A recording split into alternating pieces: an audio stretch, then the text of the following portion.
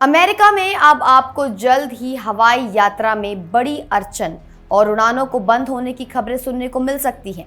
जी हां दोस्तों, अमेरिका की फेडरल सरकार का शटडाउन पूरे 35 दिनों से जारी है और ये अब तक की सबसे लंबी शटडाउन बन गई है। ये ऐतिहासिक घटना है, लेकिन साथ ही ये लाखों लोगों के लिए एक भारी संकट भी बन गई है, खासकर हवाई यात्रियों के लिए। सबसे पहले समझते हैं कि शटडाउन का मतलब क्या है। जब अमेरिकी कांग्रेस में सरकारी बजट पर राजनीतिक समझौता नहीं बन पाता तो सरकार को अस्थायी रूप से बंद करना पड़ता है। इस बार डेमोक्रेट्स चाहते हैं कि स्वास्थ्य सेवा सब्सिडी को आगे बढ़ाया जाए, जबकि रिपब्लिकन बिना किसी शर्त के सरकार खोलना चाहते हैं। इसी वजह से नवंबर के पहले हफ्ते में भी कोई समझौता नहीं हो पाया है। अब बात करते हैं इसका असर हवाई यातायात पर क्या है।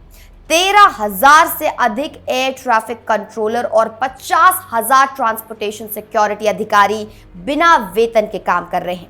ये कंट्रोलर हवाई अड्डे पर उड़ानों को नियंत्रित करने का काम करते हैं, यानी कि हर उड़ान की सुरक्षा और समन्वय इनके ऊपर निर्भर करता है। शटडाउन के सबसे भारी असर पर नजर डालें तो ईस्ट कोस्ट के बड़े शहरों में सबसे ज्यादा परेशानी है।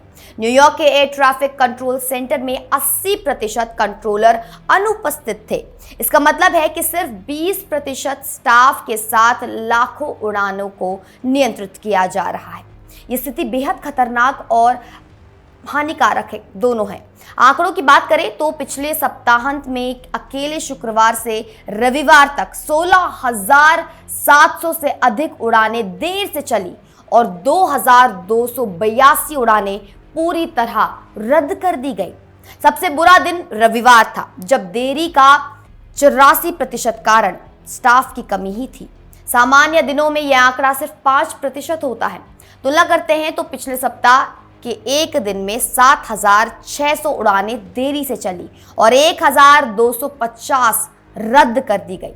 ट्रांसपोर्टेशन सेक्रेटरी शॉन डफी ने मंगलवार को एक खतरनाक बयान दिया। उन्होंने कहा कि अगर ये स्थिति एक हफ्ता और बनी रही तो सरकार को अमेरिकी हवाई क्षेत्र के कुछ हिस्से को पूरी तरह बंद करना पड़ सकता है। इसका मतलब ये होगा कि किसी निश्चित क्षेत्र के लिए कोई भी उड़ान नहीं चल सकेगी। हवाई यात्रियों पर असर देखें तो करीब 3.2 मिलियन यात्रियों की उड़ानें रद्द हुई हैं या देरी से चली हैं। ये एक भारी संख्या है। 32 लाख लोग, इनमें से कई यात्री अहम कार्यों, शादियों, मेडिकल जरूरतों और छुट्टियों के लिए यात्रा कर रहे थे। एयर ट्रैफिक कंट्रोलर्स की स्थिति भी दयनीय है। इन्हें आवश्यक कर्मचारी माना जाता है, इसलिए शटडाउन में भी इन्हें काम करना अनिवार्य है, लेकिन बिना वेतन के। कई कंट्रोलर्स मानसिक थकान से अपने काम को छोड़ने लगे हैं। कुछ तो अपना गुजारा करने के लिए रेस्टोरेंट या उबर ड्राइवर के रूप में भी काम कर रहे हैं। कंट्रोलर्स के अभाव से जो अंतर आ रहा है उसे देखिए। नवंबर की शुरुआत में डलास, ह्यूस्टन और ऑस्टिन की हवाई अड्डों पर जमीन देरी से जारी की गई। मंडे को अकेले 2,900 उड़ानों में देरी हुई। इस तरह की घटनाएं अब नियमित हो गई हैं। यही नहीं, एयरलाइंस इंडस्ट्री को भी भारी नुकसान हो रहा है। सदर्न, डेल्टा, यूनाइटेड और अमेरिकन एयरलाइंस के शेयर्स में 3 से 5% तक की गिरावट आई है।